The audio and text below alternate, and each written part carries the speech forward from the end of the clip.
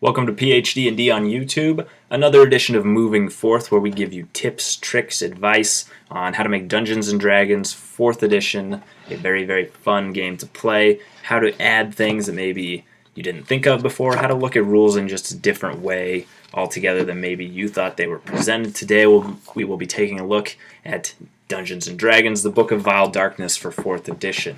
Specifically, we will be talking about Lycanthropy. I had a DM write in saying that a player was interested in contracting it and turning into a werewolf. So, today we take a look at what that entails and how you can use that and how you can tweak it to make it just a little bit more fun for your game. So, originally, in 4th edition, you have what I believe is called Werewolf Moon Frenzy, something like that. And just a note today with the lycanthropy and talking about all this, we will be using werewolves as an example. This does apply to other things such as were-rats. So if you want to use those, you can. We will be saying werewolves today, though, because that is what the question written in was about. Now, as I said before, it starts off with, I think, Werewolf Moon Frenzy, which is a disease that can be contracted or leads to a disease, which is similar to, turning into a werewolf, but not at the same time. Then the Book of Vile Darkness comes out with curses. Curses are a little bit more extreme. Curses are, in my opinion, done just a little bit better, especially for this instance. Now, Werewolf Lycanthropy is a curse with different stages. Obviously, stage 0, you're dormant. As you move up stage 1, 2, and 3, certain things happen. Your will is lowered. You may make attacks, free attacks against allies without even knowing it. Now, how to run that as a DM to make that more interesting, and this can be applied to a lot of different scenarios in different games, is don't tell the player exactly what's happening. Say, you get a free attack. And leave it at that. You get a free attack, or you get a free attack on this guy if someone just hits you, which triggers this. You get a free attack. They describe their attack. They go into however your group role plays it out, and they make the attack. And sneaky sly DM over there, you apply it to their ally, which is the rule for the curse. They make a free attack against an ally during certain stages. Don't let them know that they're making it against an ally, because if this curse is taking over them, then there's a good chance that for that instance, they may see their enemy in their ally. If you're using miniatures, you don't even have to move them. Just say, you get a free attack, go ahead and roll, or go ahead and make your free attack. Tell me what happens.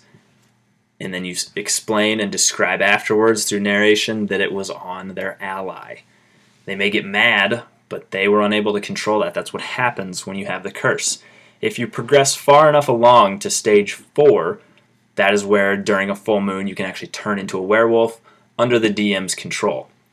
Curses, I'll have you go ahead and check the books if you want the specific exact rules for everything.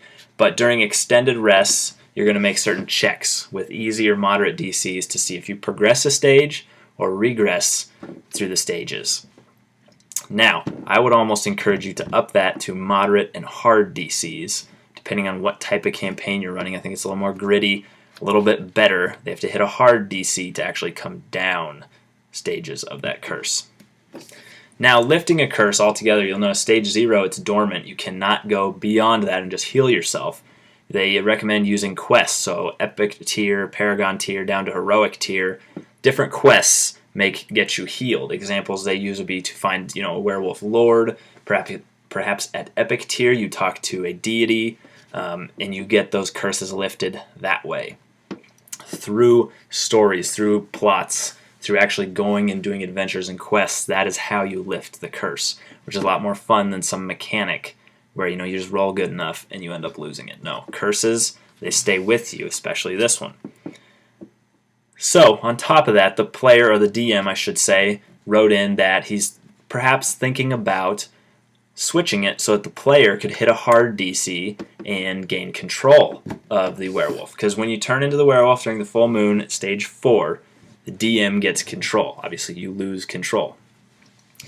Now, to make this a little bit more interesting, here's what I would recommend. I would say to have complete control as a DM, have an instance where, yes, maybe they can very small chance that they can take over for either a round or an encounter, before they lose control again. As they progress or as you get higher up, so let's say late Paragon tier or Epic tier, perfect opportunity for more quests or more adventures to go after a certain plot line where they can talk to someone who can give them more control. Not lift the curse completely.